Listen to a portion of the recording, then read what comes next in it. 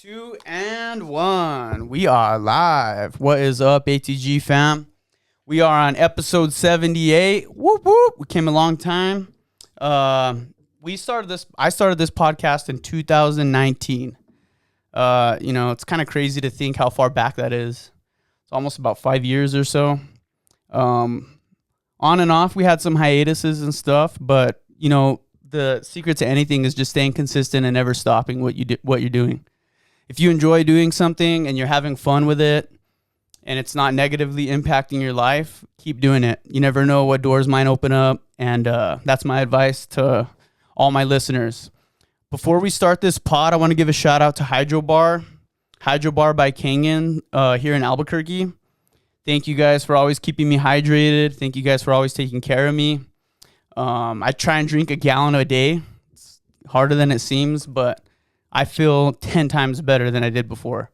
And if I don't drink, Hydro Bar water, I notice it. So guys, look them up. Hydro Bar by Kangen here in Albuquerque off Montgomery. Go check them out. They, if you guys go there, they have they hydrate all of Jackson Wink's MMA. They have a whole wall up there of all their subscribers. And it's super cool, guys. You guys got to check it out. I think they even got a podcast studio too. So shout out to Hydro Bar. So I'm super stoked to introduce my next guest. I'm going to try not to mess up all this intro because this guy's doing so much with his life. I'm so proud of him. He's been my friend for, it's crazy to say, almost 25 years. I think the first time we wrestled each other was when we were like maybe 4 years old. That's a type of friendship, that those wrestling bonds you can't break, whether you're rivals turn friends or they're on your team, that wrestling camaraderie lasts a lifetime. He is the co-owner of Paleta Bar on Tramway here in New Mexico. He is also the owner of Body Elite Fitness, and he is also a professional bodybuilder, international fitness and bodybuilding pro. Did I get that right? Heck yeah. Let's waste no further time than introducing Dyon Santiago. Let's go. Heck yeah, man. Glad to have you at the table. Likewise, but thank you. Oh, yeah, don't forget the headphones, bro. How have you been, bro? Good, man. Good. Can't complain. Just enjoying this heat during the Dude, summer. it's good to see you, man. You too? I kind of wish I was on that side this time because this is my stronger arm, just so a little angle. flex, but it's all Angle. good. No matter what side you put me, I'm going to still look like a shrimp next to you, bro. Hey, man, honestly, I'm super stoked to hang out. We've run into each other on and off over the years, especially after high school. It's just hard catching up with friends and stuff. Mm-hmm. But we recently ran into each other the other day at a sawmill. Our families ran into each other. And it was cool because my family, they obviously know your family, since we've been little. Mm. And everyone got to catch up and say what's up to each other. And I was like, dude, now's the time. We got to run it because it's all about timing, bro. That's the thing. Sometimes the guests just choose themselves. Yeah, because I actually think are you 32, 33? Whoa, bro. You always round down. I'm 31. Oh, 31. Okay. Yeah. Yeah, so I remember my dad always put me up to an age group to wrestle you and this other kid named David. Oh, David Jaramillo. Mm-hmm. Yeah, David Jaramillo, bro. Good guy. He's a popo now. Yep, he is the popo, bro. We got to keep him on our side, I say. Just kidding. But, we started wrestling. I think you guys were 6 and I was 5 when my dad put me up to wrestle with you guys up in age groups. Yeah. And it was always us 3 wrestling for at least 2 years. Just us 3 in the brackets. It was. Yeah. Yeah, because, we were so little, bro. We were so little. So, there wasn't that many families putting their kids in wrestling at 4 and 5 years old. You know what I mean? Back in the day. And so we were all just, all right, who's going to get who this weekend? It was good times, though. That's what your mom was telling me, too, at Sawmill. So yeah, man. I mean, dude, my mom was even saying she remembers, because I was like, well, what are your memories, of your father Moses and your mother Bernadette? Mm-hmm. And she was like, I remember her being pregnant, Bernadette being pregnant with Maya, right? Mm-hmm. She was like, I remember her whenever she first was like, yeah, we're gonna have a third. We're hoping it's a girl. Mm-hmm. And she was just saying how her and my mom and your mom they were both like happy because they both had 2 boys, and then they finally had a girl. Mm-hmm. And you know, poor Maya and my sister Hannah, bro, they had to sit through all those wrestling tournaments over the years. Did your sister end up wrestling? No, she never wrestled, bro. But she used to have cheerleader sleepovers, and they would scrap in the living room. She would destroy them all. So something soaked into her brain, bro, after watching that much matches. You know what I mean? What about your sister? Did they ever have her try it or no? She actually wrestled, I want to say a few years. Then she got into the girly side. Then she started playing softball. So she didn't wrestle for that long. Not too long. Just enough to try it. At least try it. Yeah, I think my dad wanted her to try it no matter what. Well, it was tough back then, bro. Because like, you know, you got to think they didn't have girl brackets. It was just guys and girls. Throw them in with the wolves. Mm-hmm. You know. Yeah, my older brother, he actually has 2 daughters. One's actually 7. She actually wrestles, so she's been wrestling this will be her 3rd year. Dang, dude. It's so cool to see now. And it's so cool to see your brother coaching now, too. Mm-hmm. You know, he's got little ones. And what team does he coach for again? At my gym, we have War Dogs. Heck yeah. So this will be the 3rd year. The first year. That's a sick name, by the way. Yeah, the first year they started off late in the program because they had they already had missed the deadline to make a team. Yeah. They had 25 kids. This last year they had 40, and I think this upcoming year they'll even have more. Dang, dude. So they're just growing and growing. That's sick, bro. Yeah. I love seeing that, bro. I got a chance to coach for a little bit, and it's so cool to see, you know, our generation of wrestlers grow up. And, you know, once you graduate, you're still useful. You know what I mean? You still have all those years from 5 years old all the way to 18 that you learned to pass down, you know? You have the knowledge, you just don't have the lungs. Hey, by the way, I saw you wrestling at Greater Southwest, bro. Yeah, it was in March. Yeah, I wanted to. The plan was it was gonna be my older brother, me, and maybe my little brother that wrestles in college still. Yeah, all 3 of us were supposed to happen, but I don't know what they didn't. They ended up wrestling, and I wanted my dad to coach us, just like how we were back in the day. Yeah, yeah. And then I signed up, and they ended up bringing a wrestle. So then I think the last time I wrestled was in college. It was at 149, and this last tournament I wrestled at 197. 197. Yeah. Damn, dude. Well, you look like I don't know how that singlet fit on you, bro. You freaking look like the Hulk, dude. It was an XL. Yeah. I went from small to medium to XL. Heck yeah, dude. I love that. That's so cool, bro. It was a fun experience. I'm glad my mom got to see me and stuff, and that's what I wanted to do, is just kind of like reconnect with Heck yeah. That's why I wanted to do it. Just reconnect with the family, like how it used to be. Yeah, dude. Have your dad in the corner, your brother. That's exactly, because I did it, you know, a couple years prior. Mm-hmm. That's actually how I injured my back. I haven't been able to do nothing because I was training to do it. See, we don't got it no and more. Yeah, so that was my sign. I hurt my foot too, and I was like, it was literally like off of just a simple step, and it hurt. Just like that. Hey, bro, once you turn 30, stuff just starts falling apart, bro. The screws just come loose. Yep. Get out of bed the wrong way.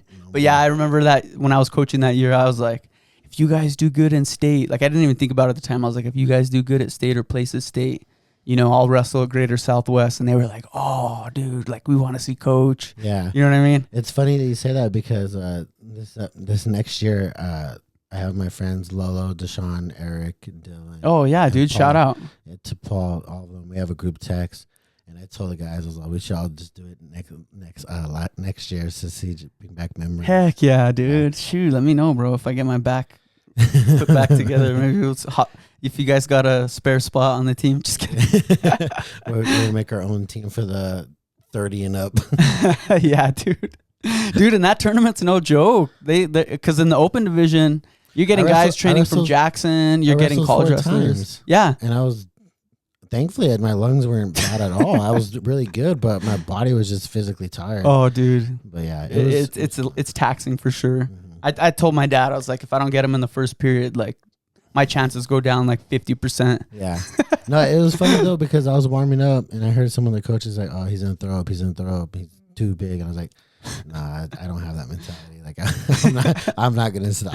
Yo, even if I throw up, I'm still gonna get back on the mat and tear you up. Yeah, I was like, nah, that ain't gonna stop us. I have good lungs. Dang, man. And you know, so I kind of want to talk. You know, obviously, I just wanted to tell our audience right off the bat, you know, how far back our history goes. But like, since wrestling, since high school, you know, you transitioned into bodybuilding, you know, when did you decide to make that step? You know, when did you decide, you know what, this is what I want to do. I want to take this seriously. So I stopped wrestling in college after my second year. And then I've always lifted in high school just to get stronger. But the workouts I was looking up, I didn't happen to know they were bodybuilding workouts. Yeah. So I had my own muscle groups and stuff like that, but I was just growing in high school. I went from 103 freshman year to 145 senior year. Yeah. And my body had legs, shoulders, everything. So even in college, I still lifted, but after college, I still missed being in a competitive sport. And after that, I was just like, okay, well, I'm going to continue lifting. So then I actually did my first bodybuilding show in 2016. I took first. And my second show ever was the Amateur Olympia, to where you could actually get your pro card, and I actually took second. No way. Yeah. Where was that at? Vegas. If you can turn your mic just a little bit more directly towards you. It was in Vegas. And then I did another show. So after I took second in Vegas, I was like, dang, maybe I could actually do really good in this. Right. So then next thing you know, I got my pro card. First show was in 2016. Got my pro card in 2020. So it only took me 4 years, and I think it only took me 4 or 5 shows, and that's really rare. So I'm really happy to accomplish that, because I know a lot of people have been doing it for many years, or even do nationals like 5 years in a row. Heck yeah, dude. That is a big accomplishment, bro.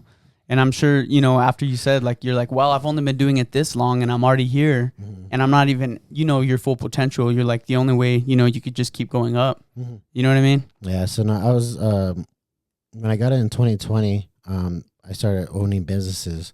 So then my mindset kind of shifted. So then I actually stopped competing for 3 years, and I took time off, and then I actually did my pro debut 2023 in November, and I took second. Damn. And I won 6,000. That was pretty cool. I saw that actually. I was going through your page, and I was like, dang, this homie came up $6,000 on a show. Yeah, so I thought it was pretty cool, because I used to look up on YouTube, and like bodybuilders, you see how they come up, and like, I remember his name's Regan Grimes. I look up to him, and I remember his first show he took third, and he actually got paid like $2,000. Yeah. But to him, in his video, he's all, I'm actually getting paid for what I love to do. Yeah. And I saw him with the check, and it just like, when I got my check, and that's like the feeling I got, and it just felt really, really cool, really deserving, and like rewarding, I guess you could say. Yeah. It just felt really cool. Oh, dude, I can't imagine. And some people never get that opportunity in their whole life, you know, like their passion to receive back. You know what I mean? Because some people, you know, I mean, life happens, bro. It's so hard to pursue your dream and also make a career for yourself and do, you know, balance. Like you said, you had to focus on your businesses, but the love for bodybuilding kept calling you back to it. Yeah. No, it's a real passion for me, but the most thing I like doing it about is the connection I got with my clients. I have maybe 10 clients I've had for like 5 years already, plus years. Damn. And then ever since I moved back from Florida in 2022, I've been back almost 2 years now in September, and I already have maybe over 35, 40 clients that have been with me since I've been back. Dang. So it's just the relationships I grew with them, people, meeting new people, growing relationships, and helping them. Heck yeah. It just, that's actually more rewarding to me too. Oh, dude, I totally can relate, you know, like even going back to like coaching with wrestling and stuff like that. Like you get who you get at ground zero, and then you get to watch them build up. You know what I mean? And then you get to see their excitement. You know, they're super stoked. Like, what, dude? I just hit a new max, or I just did this new thing. You know, you see the before and after picture, and you're just like, wow, just to be a part of that and make someone improve their life. Yeah, and for me too. Like, I've never taken credit for what my clients do, especially my competitors. Yeah, because the way I see it is they're doing the work. Right. Because you have to do it yourself, you know? They're prepping their meals. They're doing their own cardio. I'm there to push them and direct them. But in the long run, I like for them to know that they did this themselves. Right. I was there to help them in their head, mentally and physically. But in the long run, it kept them going. Like, they kept themselves going. They had their own feel. And that's what I like to also show to my clients, that you are capable of this, doing this. So. Right. Dang, that's cool, man. That's, I mean, I'm sure that has a lot to do with why you're so successful, because like you said, you make it all about your clients. You know what I mean? their number one priority. You know, I'm here to help you, but like at the end of the day, like you're doing this all yourself. And you know, like just like I keep going back to wrestling, but like I mean, I'm sure a lot of that mentality transferred over to bodybuilding, but like, and even your coaching, you know, like with how your dad coached you growing up, like, you know, they can be there and guide you, but if you don't show up or if you don't cut those pounds yourself, you're not going to do it, you know? No, I remember times during wrestling season where we'd be on the treadmill and you'll be running, sprinting to lose weight. Yeah. For me, I'm like, I'm fucking quitting. I was like, I hate this. I'm quitting. I was like, I know my dad's my coach, but I'm still telling him to quit. And right after you get off, you're like, okay, I feel better. Yeah. That's on the Stairmaster. I'm like that too. I'm like, no one's putting yourself through this but yourself. Yeah. So then show yourself what you're capable of. Yeah. And it's worth the suck. Yeah. You know what I mean? It's always worth the suck, especially when it comes to improving your body or just making yourself just more disciplined. Mm-hmm. Like that's the most important key is being disciplined and keeping the consistency. Right. Like a lot of people, they do one show and then just stop. Right. If you really want to progress in something like you for your podcast, if you would have done 5 episodes, you would have just stopped, but you progress. Right. So it's just the consistency that you people have. Yeah, dude, that's the thing. It's like, you know, it's so hard to show. I mean, the hardest part, you know, half the time is just showing up, you know. You know, whenever your clients show up, you're like, today's leg day, it's going to suck. You know, I could easily just be like, hey, Dyon, you know, I got a flat tire, you know, but once you make it, and I'm sure all your clients say the same thing, like after their workouts, their day is probably like 10 times better. They're just ready to conquer it. Because, you know, their regular day job probably isn't even nearly as close to as hard as like going through, you know, a super hard workout. Yeah, especially at my gym too. There are some people that like come in with bad days. You know, they have like a little funk, and I can see them. Yeah. But I'm like, are you ready? How's your day? And they're like, oh, okay. I'm like, all right, let's go. No questions asked. Let's just get to work. Yeah. And then next thing you know it, they'll either thank me for like a really good workout, or they're like, they needed this, or like, just thank you for letting me be in the gym because this is my relief from work. This is my sidetrack. And I'm like, yeah, that's what I'm here for. Heck yeah, man. It's so important. People don't realize, and people that aren't even like into bodybuilding or anything, like just getting a sweat in a day, you know, even if it's just walking at the park or, you know, getting a little, you know, even like 50 push-ups, something like that, just to get the blood flowing. It's almost like your brain needs it, bro. Like it's like feeding positivity to your brain. Mm-hmm. Like you're getting the engine started. If you wake up kind of half asleep and you just ride out that all throughout the day, you're going to have a continuous slug throughout the day. You almost got to like shock your body like, hey, bro. Yeah, so wake up. So the thing with me too is like a fasted cardio for a lot of people. Like they hate doing fasted cardio, but then you'll ask them, they feel so good after. The biggest struggle is getting out of bed. Yeah. Obviously, you're waking up a little early to do your cardio, but once you do it after, you just feel really good. You got it out of the way. You can actually continue with your day. Heck yeah. So. And I can even argue too, like when you're cutting and once you fasted, food tastes 10 times better. Even the sucky food. You know, you have that piece of chicken, and you're like, this is bomb. Freaking oats. Or broccoli. Oats feel like it's filet mignon over here. Oh, dude, oats? Yeah. I'll throw down on some. I remember cutting, because I used to cut a lot, actually, in high school. And I finally didn't get down my calories and everything till, like, my senior year. Because, dude, we didn't have YouTube. We didn't have no education. All we had was our super tough dads who were like, just suck it up, knuckle it up. You know what I mean? We were probably depleted of all kinds of vitamins and nutrients. But once I finally got it down, you know, like marking my calories, eating more, but more good. And then not like eating like crap 4 days of the week and then trying to make up for it. Yeah. Oh, dude, it improved 10 times better. So I have a little brother that's wrestling in college, so that their college team, they actually have a nutritionist.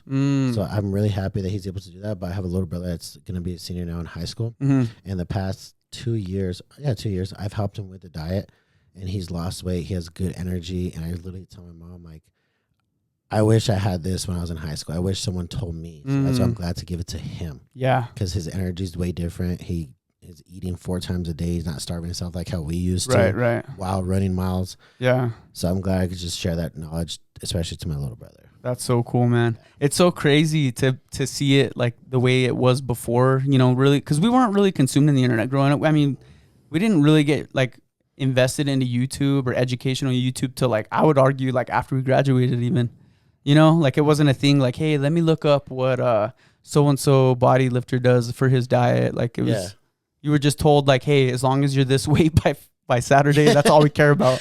So you make weight at 7:00 in the morning, and then you wrestle live at 8. So don't eat too much, or else you're gonna throw up. Yeah, and then the worst thing too is like, you know how when you travel with your team, after you weigh in, they're like, all right, we got everyone McDonald's to eat right before you wrestle, and you've been starving yourself. Or even when it's a 2-day tournament and you have to make weight the next day, you have to watch what you eat the entire time. Oh, I hated 2-day tournaments. I hated them, especially state. Yeah, that's what I tell people. They always ask me, not always, but some people ask me what's harder, like wrestling or bodybuilding.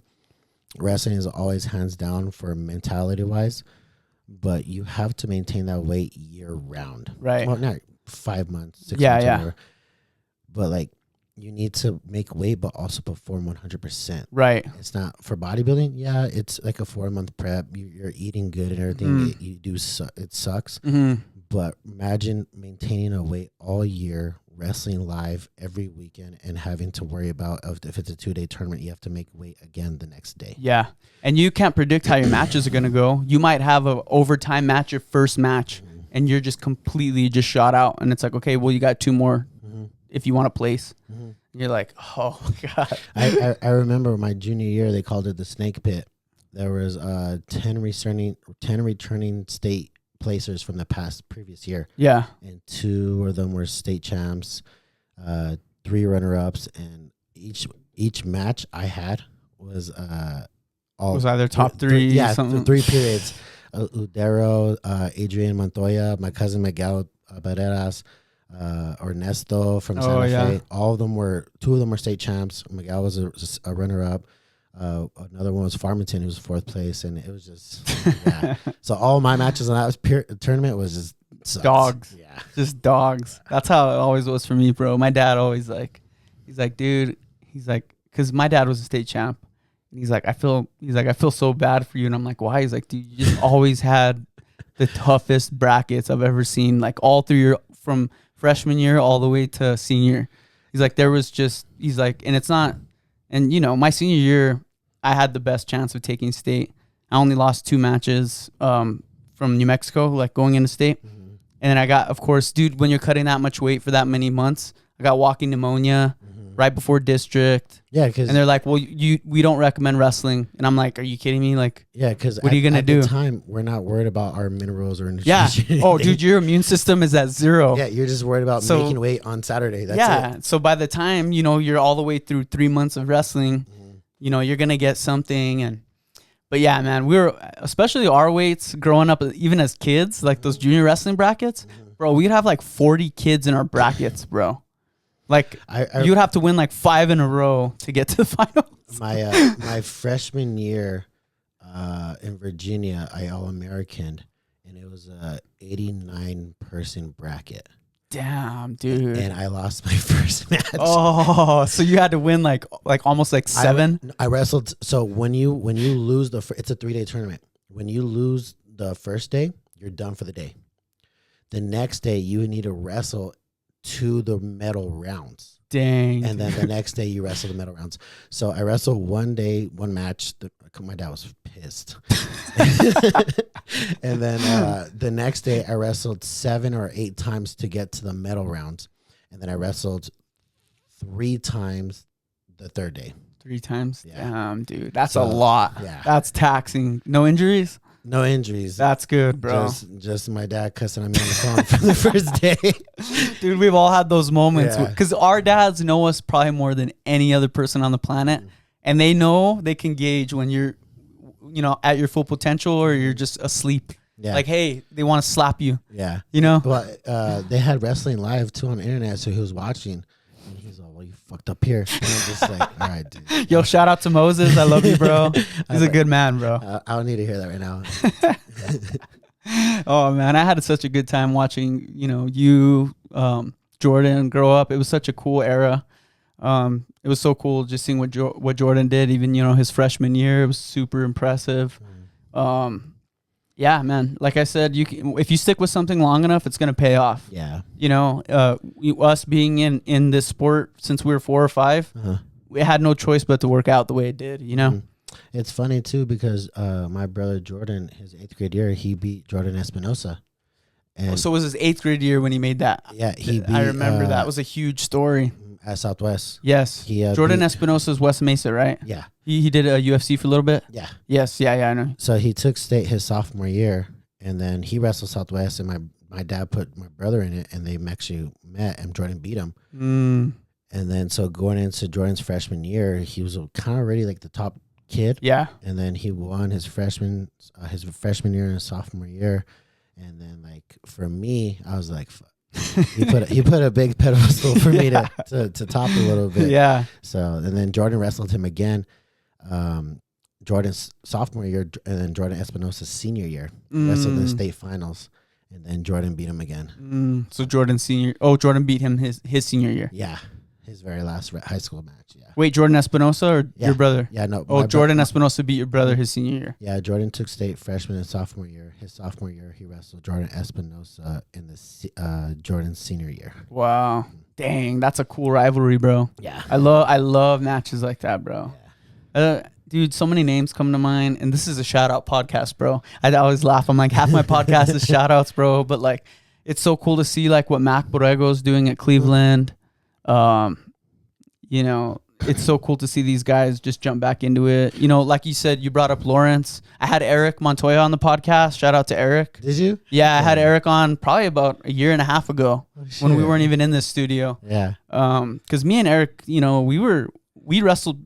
Me and you wrestled when we were super young, but me and Eric were like the same weight, you know, going into high school. Yeah. And we had matches. We had some scraps, you know what I mean? And you know how it is, bro. Rivals turn to friends. It always works out that way because it's almost like going to war with someone and coming back. Yeah. And you're just like, we did that, bro. Yeah. You know, it's funny you said that because I wrestled Macadio in high school. I wrestled Deshaun. I wrestled Paul.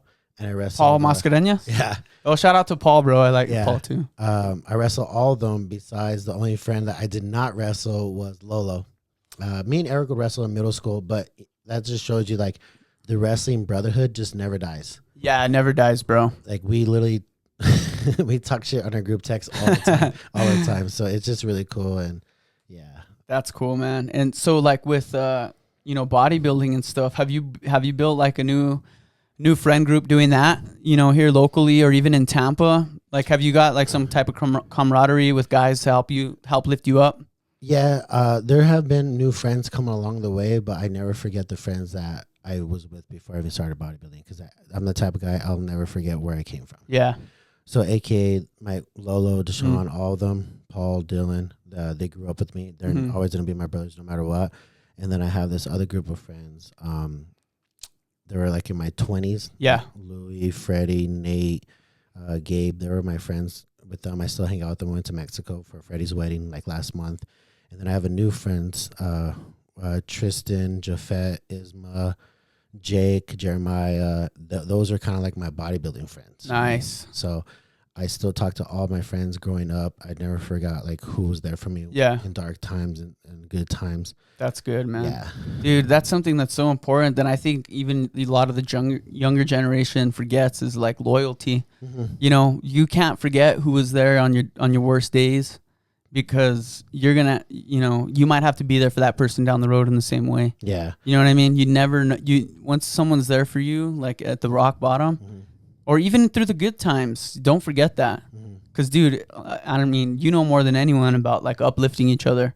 How important it is to have friends. They're like your coaches on the sidelines.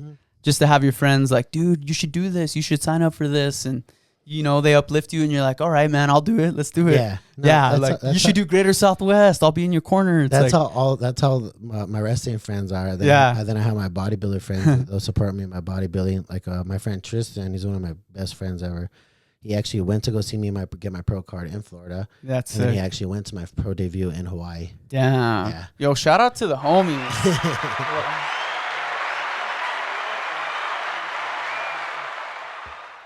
We have a fake intern Steve.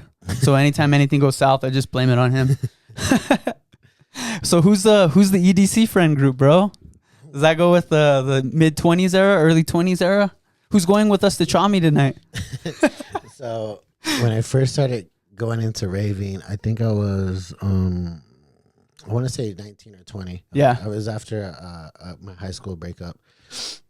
So that's the Nate. That's Freddie. a good cure. That's a good cure for a breakup, bro. Go to Big Rave. It was Nate, Freddie, Louie, Gabe, and we actually went to Sun City in El Paso. Oh, I used to love that festival. Yeah, that was my first one, and then ever since I was hooked. And then I started inviting all my other friends, like my friend Bo, Dom, and like I just started inviting more friends and more friends. Yeah. And then I soon got my lifting friends like Jafet, Isma, my other friends. We've been to some festivals together. We went to Sick Kick last year for my birthday. Where's that at? At Temple in Colorado. Okay. DJ Sick Kick. So that's where we went for last year. That's sick. That's Sick Kick. Yeah. Sick Kick, yeah. And then I got one of my other... I got one of my good friends too. His name's Fabian. He that was his first. It wasn't even a festival. It was just a club, but he plays EDM. Yeah, and we all just had a good time. That's sick, dude. We were literally talking about it today before I came over here. So, dude, those are the best times, bro. Like, you know, even like with sports, when you go to festivals with people, there's a bond there too, bro. Yeah. Like I'll never forget like the first big group I went with. I only went to EDC once in 2014. And that group, I don't even hang out with them, but I'll still see them. And it's like, dude, we had a good time, huh? Yeah. Like we'll still talk about that, dude. Yeah. And, you know. It's funny, though, too, because I like taking my friends for their first time. Yes. Because you almost want to put you want to see them see experience how they like, it. Exactly. So I have one of my good friends, Ramon, along with Jafet and all of them. I took them to their first festival. That's sick. So I took care of them. Yeah. But at the same time, it's just really cool to see. So you like the shaman of the group? Yeah. They call me the dad of the group. I literally, like, they're all messed up, drunk, whatever, and I'm taking care of them. Yeah. So they call me the dad of the group. If we even go to the club, they're like Dyon's DD because he don't drink. That's the dad. Daddy Dyon or what? Daddy Dyon, exactly. That's sick, dude. That's cool. I mean, you're a good friend, so I would want you to look after me too, bro. I don't think we had a leader. That was our problem, bro. We were just all. Oh no! Some friends disappear. Yeah. Some friends. I mean, but that's the fun of it. Yeah, that's the fun of it. Shoot, one of my friends we left at EDC. He just fell asleep in the rocks. That was Deshaun. It was Devo. No way, yeah. Devo. Why are you sleeping on the rocks, bro? Man. I waited for him an hour, and I was like, we gotta leave. Yo, shout out to Devo, one of the toughest kids to come out of New Mexico. And, you know, you could hang on the wrestling mat, but not at the raves. Just kidding. Exactly. It's just good memories, man. Yeah, dude. Yeah, that's why I'm stoked for tonight because I haven't been to an EDM concert in a minute. Mm-hmm. I'm just so choosy now, you know what I mean? And I've been out of the game for a minute. So, like, this artist that's coming tonight, I'm, like, really a big fan of. Like, I bought my ticket solo. I was like, you guys can come with me or I'm going to roll solo type stuff. I think that's cool, though. Too. Yeah. Because that's something that you really, really want. Yeah, dude. It'll just be a fun experience regardless. Mm-hmm. Like, I'm not being influenced by people to go. I'm, like, doing it for myself. Yeah. No, exactly. It'll be a good time, bro. Go burn some calories. You need to learn how to have fun by yourself. Yeah, you have to, bro. Some of my best friends I've met were doing stuff by myself. Oh, snowboarding, solo trips. All of a sudden, you link up with the group, you know, concerts, stuff like that. And that's how like kind of like Brotherhood starts too. Yeah, heck yeah. I challenge our listeners, go to the movies by yourself. That's a big test. Just go find a movie you really want to watch and just go by yourself. Yeah. And you feel so much better after. You have the bucket of popcorn to yourself. Yep. No one's grabbing nothing, bro. Nope. You challenge yourself to finish it. Yeah, exactly, bro. No one will judge you. You can go crazy. Heck yeah, man. So what are your plans now, man? You think you're gonna go back to Tampa? Is that in the back of your mind? I know you were living out there for a couple years. Yeah, I was in Tampa for 2 years to expand the Palette Bar businesses. We sold them, and I bought the gym from my father in 2022. Yeah. I think our goal is we're gonna be selling our Palette Bar this winter. Hopefully all that goes through, and I want to use that money to reinvest into quadplexes, duplexes, or Airbnbs. Yeah, kind of like a real estate a little bit. Yeah, for sure. When is that going to happen? When that's all said and done, I don't really have a time frame. I don't like to put a time frame on it because then you're just so rushing yourself, and that's bad for you, for your health, I guess you could say. Yeah, that's true, man. And so then I want to do that maybe 3-4 years. I don't know. I want to go back to Tampa or just anywhere in Fort Lauderdale. I liked it out there. I went out there like 2-3 months ago. Okay, cool. Yeah, just by myself. Heck yeah. That's sick, dude. Challenge yourself to go out of state. Yeah, go out of state solo. Yeah. I went to Phoenix not too long ago. It was for doctor appointments, of course, but still, it's like fun, bro. Yeah. It's kind of fun, just like, and then too, like if you want to meet new people, even if you're like a single dude or a girl, I mean, it's probably more risky for a girl, but like when you're a guy and like girls see you doing stuff by yourself, like, oh, you're not here with no one. Like that's kind of cool, you know. You're like not a follower, you're a leader. Yeah, you've learned to like you have fun by yourself. You have inner peace, and I think that's like really really important to you to have to just inner peace with yourself. Yeah, you got to separate yourself. It's so hard because now it's like everyone's looking from the outside in, and you're like, whoa, social media. People are gonna make fun of me. Like, oh, they're gonna see I'm here by myself. Like they're gonna think I'm a loser. It's really the opposite. You know what I mean? I think you're more of a loser if you can't do nothing unless you have a big group of friends with you. Yeah, you're relying on people to have fun. Yeah, like, oh, I just want to blend in. It's like, dude, be a leader. Don't be a follower. That's what this whole podcast is about, bro. Exactly. Go against the grain.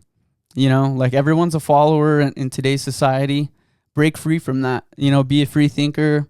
Don't be afraid to question things. Be someone that...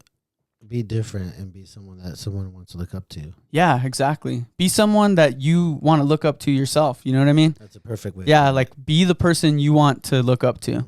Because it's like sometimes there's not like, you know, there's no stars to look at. Just be your own star type stuff. I like that. But it's easier said than done. But the more that you challenge yourself, the more armor you get. It's crazy. We're actually, my friends Tristan and Ismo, we're actually going to Vegas next weekend.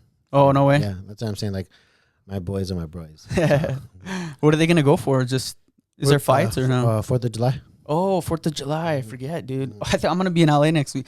There you go. Yeah, I was like, I forget. Next week's the 4th. Yeah. Heck yeah, dude. That would be fun. I miss Vegas. I haven't been since COVID. I used to go like twice a year. It's cool. I'm not too big of a party guy like I used to be. You have to. So here's the secret to Vegas. You got to get in and get out. Yep. You can't stay too long. Yeah. It's like I'm more of the guy like I want to go out of the country in Mexico. I want to like do all that. I don't want to spend all this money and just get messed up. Right. You want to see the world or experience new things. You know, like, you know, okay, I've been to that club in Vegas. We know, you know. And we're spontaneous too. My boy Tristan and I were literally talking last week. He's like, "What are you doing for a 4th?" I was like, "I don't know. I'd probably just hang out with family." And he was like, "You want to go to Vegas?" I was like, "Let's go." Like book the flights the next day. That's sick, dude. And dude, if you guys can, try and only fly to Vegas, because that drive back sucks. Whether you're drinking or not, that drive home, you think about you're like in just shambles. Yeah. That sun, because it's always, you know, that sun, dude. I think it's like an 8-hour drive. It's going to feel like a 12-hour Oh, yeah, for sure. Oh, we drove to Lake Tahoe one time, me and a group, and it was just torturous coming back. We stopped in Vegas there and on the way back, but still, I was like, oh, my God, dude. Yeah, that's cool, bro. I see, that's something I need to do, bro. I haven't left the country. I've just been lazy, bro. I haven't got my passport. My friends have been traveling, and I'm like, I can't. I'm sorry. The first place I went to was Mexico, was Puerto Penasco. Second was Cabo. Third was Mazatlan. Okay. And then we went to, I know it's not. Are they all beach spots? Yeah, they're all beach spots, yeah. But I think the 4th one, well, it's not out of the country, but it's Puerto Rico. Oh. It's out of the country for me because all that shit was Spanish. So I had to have my Spanish friend on deck. What do you say? What do you go up to the girls? What do you say? Hey, órale, what do I say? But you got to have at least like a sentence. Google. Hola, hold on. I like your BBL. I'll call my mom. Mom, what did she say? My translator. Hey, I don't know if you want to bring your mom into those conversations, bro. No, I was at the grocery store and like I was like, Mom, I need help. I was like, I don't know what this shit is. So she's my translator. She knows Spanish, your mom? Oh, she's fluent. Oh, that's cool. Yeah, she tried to teach us when we were kids, and I was just like, I'm not having that. I regret it. Yeah. Yeah. Damn, dude. Isn't that crazy how like the generation before us, almost everyone knows Spanish? Mm-hmm. And then it was like the culture like taught them only speak English. Mm-hmm. And then now it's like the most useful thing you could have, like, you know, growing up. You know what's really cool is the schools in Las Vegas, New Mexico. Yeah. They make it mandatory starting kindergarten for you to take a Spanish class. Wow. So all through elementary school, middle school, and high school, you take a Spanish class. That's sick. So when we went to Orlando for the Disney duels, there was a white boy, I think his name was David, on our team. And we were in Orlando, and he was ordering, and he was fluent Spanish. And I asked him, I was like, where the hell did you learn that? And that's when he told me. I thought that was pretty freaking. That is sick, dude. That should be normalized. That should be all across, especially in New Mexico. Yeah. You know what I mean? Yeah. That should be like a prerequisite. Mm-hmm.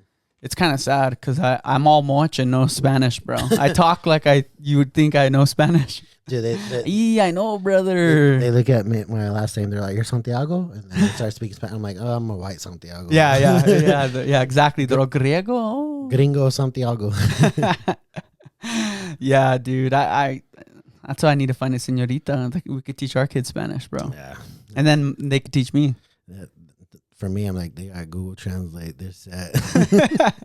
Well, now, dude, I mean, you don't even almost, we're all going to speak the same language in like 10 years. Mm-hmm. We're going to have a podcast and we're not going to move our mouths. We're just going to look at each other. It's funny because I actually downloaded a Spanish app and I listen to it whenever I do my cardio in the morning. So I'm actually learning a little bit. Just at least words. So like if someone's talking to you, you're like, oh. Because if we're talking about a topic and I can know what the topic is, I'll understand it. Yes. But if you come at me randomly just saying stuff, I'm like, hold on, let me get my. At least so you could get the vibe right off the bat. Like, is this guy asking me something? Is he saying, he likes my zapatas or something? Yeah, like just something random. Like exactly. You never know what people's intentions are. I go to taco trucks like un burrito por favor, chili. Yeah, that's a good practice, huh? Yeah. Go to a Mexican restaurant. Yeah, taco truck. There's a Mexican restaurant in Albuquerque that's like actually really good. I forget the name. It's like not high end, but it's really good. And they only speak Spanish. Right. My ex-girlfriend used to take me, and I could only go like with them. Right. I forget. It's off of it's kind of like by San Mateo, like off of Gibson or Central. It's like Upper Central and San Mateo. It's like out of the war zone, like just out of the war zone. Everywhere's just out of the war zone over here. But anyways, I'm sure you could point any direction and there's a restaurant like that. But my goal is to be able to go there and just be like, talk say to what's them. up. Mm-hmm. But it's like, I can't, dude. I don't have no confidence. Neither do I. I'm like my dad. He knows how to order food and that's how I am. Yo, shout out to Moses. Shout out to Bernadette and Moses for raising this stud. Shout out to Jordan too, bro. Jordan, I was equally as close to him as you, even outside of high school. I ran into him a lot, like during my college years, obviously like at tailgates and random stuff. Mm-hmm. And every time I see him now, he has a new kid, bro. I'm like, damn, bro, chill, bro. It's funny though, because like in high school, when I was a freshman, he was a sophomore at Albuquerque High. Like I said, he put a big pedestal for me to beat for wrestling. Yeah. And then after my freshman or sophomore year, I didn't take state like how he did. I took third and third. Yeah. So he's always a person that I looked up to, but to beat. So like that's why I like him putting that pedestal on there. Yeah. Because it made me just want to become better. Yeah. Because a lot of people are like, oh, you're as good as your brother. You're as good as your brother. Yeah. And then like I wanted to make a name for myself. Heck yeah. So my brother did put a good example for me to just become better. That's cool, especially bro. For wrestling. Yeah, and he's your blood, so what he's capable of, you are equally capable of. Oh yeah, like if it's just a mental. After he graduated, he would come in maybe like my senior year and roll around with me, and we don't want to lose to each other. I don't care how old we are. Yeah, we wrestled with each other in college, and we still went at it. That's sick. We just don't want to lose to each other, and that's like, I think like. Even with my friends like Deshaun and all of us growing up, like then that's what we have the mentality too. Like they're my brother, but I don't want to lose them. Right. Mm-hmm. Oh, dude, that's the thing. Is like you gotta just know that as soon as we leave the mat, like nothing changes.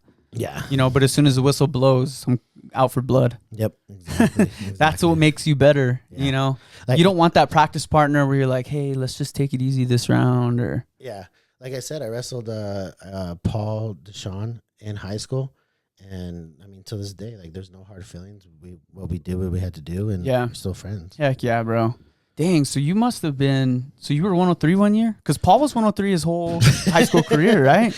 Yeah, he was 106 before the change. Or 106. Okay. Yeah. I'm like, how did you wrestle Paul, bro? You're freaking huge. Yeah, so I went 103, and Paul was an All-American. He beat one of the best guys of all time. I watched that match. I remember when it happened. Sorry to change the subject. No. He beat a Valencia, dude who's yes, and he was supposed to be a 5-time, or it was going to be a triple crown. He was going to be a triple crown winner.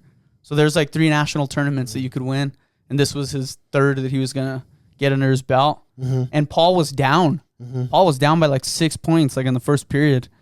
And then out of nowhere, Paul got the jump on him. And I was like freaking out. I think the one match that got Paul set on the mat, even though he was super small. Yeah. I want to say it was his junior year. He beat Valencia from California. Valencia took the NCAs. Wow. At 174. What's his first name? Do you remember? Or do you remember what school he wrestled for? I wrestled for Anthony Valencia. His other brother is Hasib or something. Oh, like Zahid. Zahid. So he beat Zahid's brother? Yeah. Okay. I wrestled Anthony. He wrestled Zahid. Oh, he wrestled Zahid? Yeah, he beat him when he was 103. Wow. And then that same year, I wrestled Anthony at the Freak Show. And so Paul beat him, and I was beating Anthony 5-0. Then I got caught in a cradle with 30 seconds left. That's wrestling, bro. So then literally the next year, Anthony went up to like 84s, and Zahid went up to like 54s. Wow. So he went 103 to 50. That's 50 crazy because I only remember Zahid through, his NCAA career. Mm-hmm. Yeah. That's so crazy that Paul got the jump on him in high school. I think. Dang, shout out to Paul, bro. That's a dub. Yeah, no. So Zahid is he's wrestling for the world championships, like still, like recently. I think that match really put Paul on the map. He might have been before, but another one too, me and Deshaun, we beat Bo Nickel. Yeah. Oh, yeah, because he wrestled, people don't remember, he wrestled for Rio Rancho. Yeah. His 8th grade year, right? Yeah. This is when Rio Rancho was powerhouse. So Paul beat him in high school. I beat him, I think, here and in Arizona, or just one or the other. And Deshaun beat him too. I mean, I think he'll fuck us up these days. Oh yeah, what's up, Bo? What? We still take you, bro. Yeah. Hey, you might be a UFC champion in the next year, but yeah. So we all wrestled when we were 103, 112, and now those guys. I'm a huge fan of Bo, by the way. Yeah. I'm one of his biggest UFC fans. He's a 3-time NCAA champion from Penn State. Yep. He's probably the most decorated fighter prior to joining the UFC, I would argue. Yeah, no, he was like as far as wrestling goes, bro, 3-time NCAA is insane. I think it should have been 4, but he got caught. Yeah, he did. Like he legit just got caught. I think he's already 6 or 7-0 in the UFC, and I think like within the next fight or two, he'll get a shot time. Yeah, I think he will too. Yeah. And I think that last fight was good for him because everyone's like, he has such this big aura. You know what I mean? So because if it's anything less than like a first round kill, then it's like, oh, he's all hype. Yeah. But sometimes you need that to grow. You know what I mean? So I'm glad it happened now, rather than later in his career, because it was probably a good wake up call for him. Like, you know what? Yeah. I'm gonna prove these people wrong, bro. So, Bo, let me talk our shit. We beat you, but you'll probably fuck us up now. Yeah, what's up? All love on this podcast, bro. It was so funny because like I'm the biggest fan of Sean O'Malley. He's like one of my favorite fighters, and I had on Kai Stewart, who's the BKFC champ, and they're both from Montana, and they asked Sean O'Malley about Kai Stewart like in one of his pressers. And he's all, F that kid, blah, blah, blah. And so it's funny because that's how me and Kai met, because I was wearing a Sean O'Malley shirt at Walmart. And he was getting ready for his first title fight. And he's like, bro, I'm training here at Jackson's. He's like, I'm about to blow up. He's like, I'm going to be the first BKFC champ, bantamweight or featherweight. And so we followed each other from that day. And full circle, bro, like when I hit him up, because we've kept in touch, he's like, oh, you're that Sean O'Malley fan, huh? And I was like, bro, I'm like, you don't understand. It's all neutral. Yeah. And it was so funny because when I had him on the podcast, it was right after that beef. And like, I was like, I got to just stay neutral. Like, I don't want to burn bridges with Sean either. Yeah. And like within the first 30 seconds, he's like, F Sean O'Malley. He's like, I'm going to kill that guy. I was like, oh, God, bro. Yeah. But dude, that's how it is, bro. Fight beef. I got so many more followers after that episode just because of the beef probably alone. Oh, shit. Okay. Yeah. Congratulations. Yeah, so do you want to start some beef? Is there any? Nah. Bo is like freaking 6. How about me and Dyon versus Bo in rock, paper, scissors? Rock, paper, scissors. I was like, I'll go up top. You get shot for shot. No, I'm just kidding. Nah, dude. All love, bro. It's all love in the wrestling community. It was so fun watching the NCAAs this last year, bro. There were some crazy matches. Did you get to see it or no? Yeah, Penn State killed everyone. They beat they beat their the highest score record in the NCAA tournament. They beat the highest score. They have the highest score now, 14 points. It was enough to beat the second place twice, wasn't it? I'm not even kidding you. I think it was. They beat the closest person. It was over 100 points. They beat the second place over 100 wow. points. So what's really cool is they actually, Penn State. Shout out to Kill Sanderson. They have one kid that could be a 5-timer because he came during the COVID year. Oh, okay. So he's the only kid in the maybe the NCAA history that could be a 5-time national champ because of that situation alone. Yeah, and he has one more year. He's already a 4. So is he black? Yeah. Okay, I think I know who you're talking about. So he 2 weeks before the NCAAs, he tore his ACL or MCL, and he was undefeated. So he had to regionals. He didn't wrestle regionals because he was hurt. So they put him with 2 losses. He got put in the NCAAs, I think, seeded 7th or whatever. And he still won with the torn ACL and MCL with the knee. And he probably had one of the top ranked guys right off the rip. Oh, probably, yeah. Wow. He went from number 1 to not wrestling in it, and he got put to 7th. Dude, that is just so inspiring, bro. Mm-hmm. And that's like, dude, like that's just pure wrestling mentality. Yeah. Like we've all been there. We've all wrestled a tournament. I've had broken probably all my fingers on my hands. Like my hand, I can't even open my hands all the way. Like it's funny. Like I don't know how I'm gonna get married because its knuckle is too big. But I know my middle finger goes to yeah. Like one of my biggest questions that stuck with me my whole life that my dad would always ask me since I was 6, like, are you hurt or are you injured? Mm-hmm. You know what I mean? There's a big difference. You don't realize it. Like, are you hurt or are you injured? Because if you're hurt, suck it up. Mm-hmm. You know what I mean? We'll deal with it after. But if you got a broken arm, like say something. And that always stuck with me, bro. Like when something happens, I'm like, you want to feed into it, right away. You want to be like, you want to milk it. But sometimes you just got to push through it, bro. Yeah. Even with workouts, I'm sure you go through workouts and you're like, you don't think you have another rep in you. You're like, you've never felt that much pain, but mentally you can overcome anything. Mm-hmm. It's like so powerful how the mind is. You know what I mean? I agree. That's the mentality. Like your mind is probably your strongest muscle in your body. Mm-hmm. I would argue. Hands because down. It controls everything. Mm-hmm. You know what I mean? You can choose to ignore pain or feed into it. Like I remember my old high school track coach. He used to say, what the mind believes, the body will achieve. Nice. That's powerful. Mm-hmm. Dang, you let that soak in, bro. Say that one more time. What the mind believes, the body will achieve. That's it. Coach Anaya. Shout out Coach Anaya. Dude, there's so much inspiration that you get from certain coaches. You know what I mean? Even if there's some psychotic coaches, like you could use a little psychoticness in your head. Oh no, my dad, when we were kids, you don't know this, but my dad, when my older brother and I were kids, he would tie thumbtacks to his fingernails, to his fingers. So the pointy part will come out here. Yeah. And he would shoot at us, my brother and I, and it would make us sprawl. So if we didn't sprawl, he's gonna get that thumbtack. Yeah, we got the thumbtack to the fucking foot. So that's allegedly. Yeah, allegedly. And then he'll be like, oops. Let's go, Moses. Oops. No, dude. No, this one's for Moses. Dude, that is so crazy. That's so crazy. I've never heard of anyone doing that, but that probably, it was a tough lesson to learn, but you know damn well to freaking sprawl. Yeah. And then after that, it was always my brother and I, and he would make us stay after practice.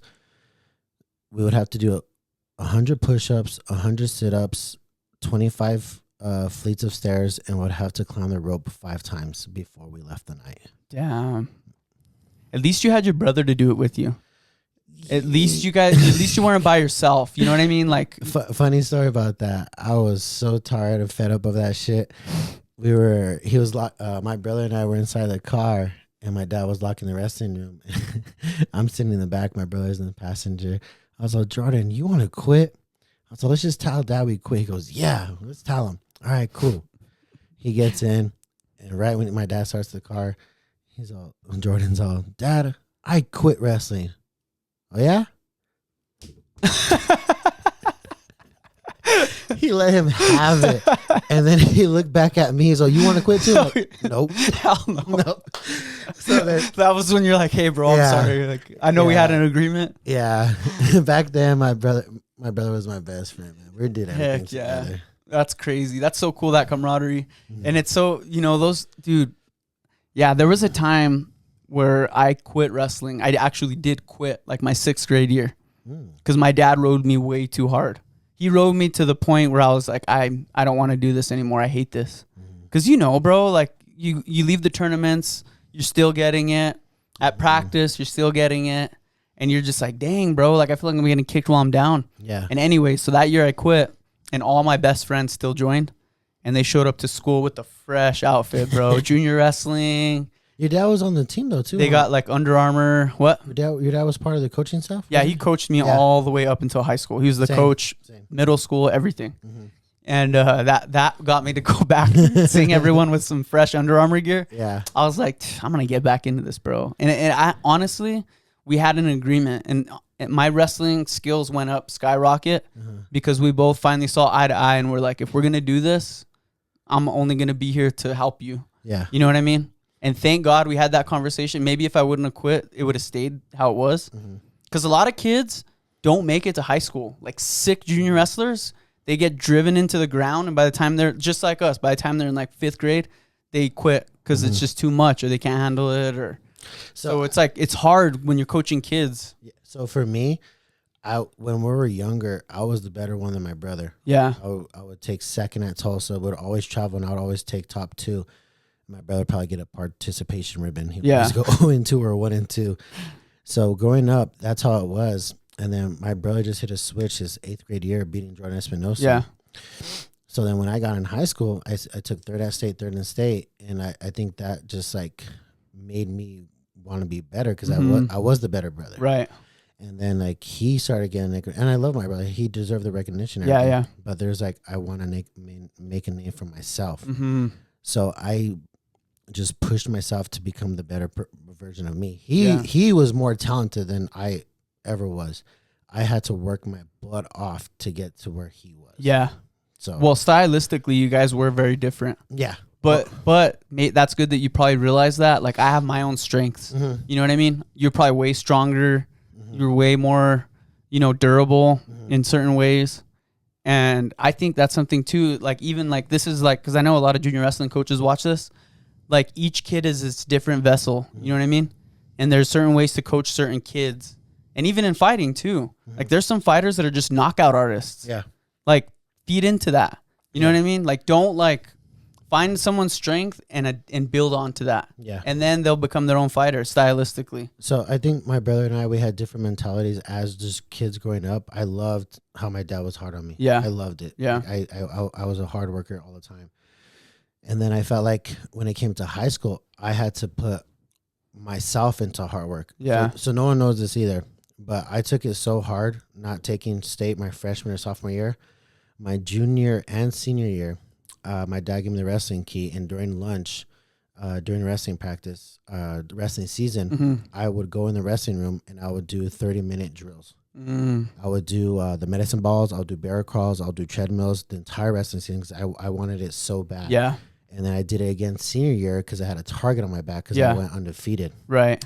And then I think I kind of, in a way, burnt myself out going to college. I went to Campbell and I grew hungry out there. In Colorado? Or Campbell, North Carolina. That's where Eric went, right? Yeah. I went D1. Cool. So when I went to North Carolina, I was kind of getting beat up a little bit because those East Coast kids, they're aggressive. Oh, yeah. So I had to adapt to that. So that getting cuts all the time. Dude, it was pummel. Like, so I actually really, really enjoyed it. Like I got better out there.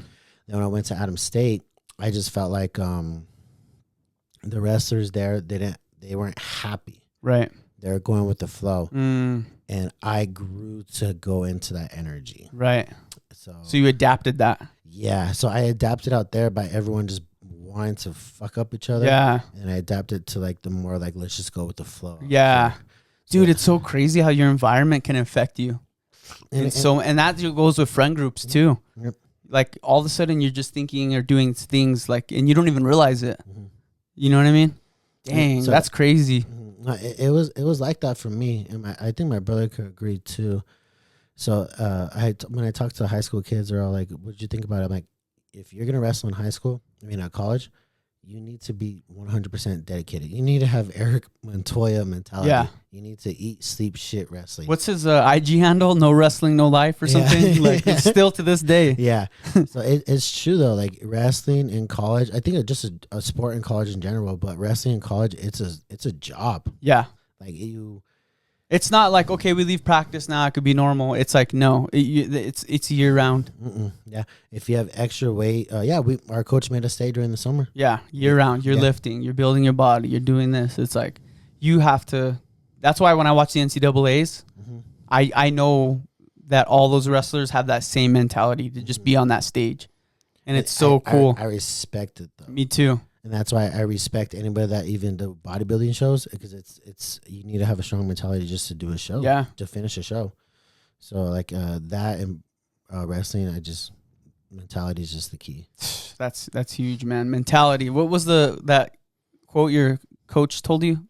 What the mind believes, the body will achieve. Damn. Honestly, it's been a great time, Dyon. I'm glad we got to catch up, bro. Hopefully we get to kick it more after this and stuff. I know you're a busy guy. I'm proud of what you're doing, bro. Growing your businesses. Shout out to Paletta Bar. Shout out to Body Elite Fitness. Even shout out to all your clients, all you hard workers. You guys, you're building this community, bro. You know, whether you want to take credit for it or not, you're helping people achieve what they didn't think was possible. And I hope you continue doing that. Is there anything else you want to add, bro? Any, your IG handle or anything like that? I'll add it in the bio, bro. I got you. No, I think I just wanted to thank everyone that's been along this journey, especially to my mom and dad, my family. We didn't have a lot growing up, so I'm glad that I'm able to, hopefully, they're proud of me, the person I became today. I'm trying to give back as much as I could to them. Yeah. Even more. My business partners, George, Justin, my good friends, bodybuilding friends, Jordan. He's also IFBB Pro. They all been along with the journey with me. But no, I just wanted to show appreciation and thank you to all of them, because without any of them, I probably wouldn't be who I am today, especially to my mom and dad. Dude, I love that. And is this your first podcast ever? Yeah. This is? Dude. Hey, the world, welcome. This is Dyon Santiago behind the scenes, all right? This is the first look. You guys get to see what a great guy this is, and his mentality and just the way he sees life. And I'm glad that our audience got to see that side of you, bro. Against the grain. You're living it. You're ATG fan, bro.